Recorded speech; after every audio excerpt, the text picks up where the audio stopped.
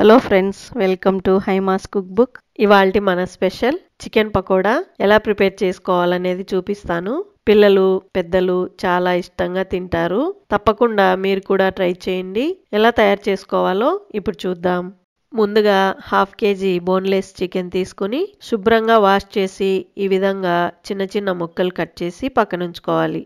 ఇప్పుడు ఇందులో half table spoon కారం, హాఫ్ టీ స్పూన్ మిరియాల పొడి, హాఫ్ టీ స్పూన్ జీలకర్ర పొడి, రుచికి సరిపడా salt, 1 table spoon garam masala, half table spoon అల్లం వెల్లుల్లి ముద్ద యాడ్ చేసుకోవాలి. ఇప్పుడు ఈ మసాలాలు చికెన్ ముక్కలకి బాగా పట్టించుకోండి. ఈ విధంగా కలుపుకున్న తర్వాత 4 పచ్చిమిర్చి ఈ విధంగా పొడవుగా కట్ చేసి యాడ్ చేసుకోండి.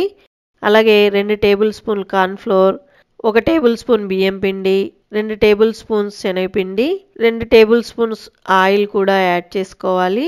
అలాగే కొద్దిగా కరివేపాకు, సన్నగా తరిగిన కొత్తిమీర యాడ్ చేసుకోవాలి. చివరగా కొద్దిగా నిమ్మరసం కూడా యాడ్ చేసుకోండి. ఇప్పుడు ఈ మిశ్రమం బాగా మిక్స్ చేసుకోవాలి. ఇష్టమైతే ఇందులో ఫుడ్ కలర్ కూడా యాడ్ చేసుకోవచ్చు. నేనైతే యాడ్ చేయట్లేదు. ఇలా మొత్తం బాగా కలుపుకున్నాం కదా. ఈ మిశ్రమం 1 గంట పాటు నాననివ్వాలి.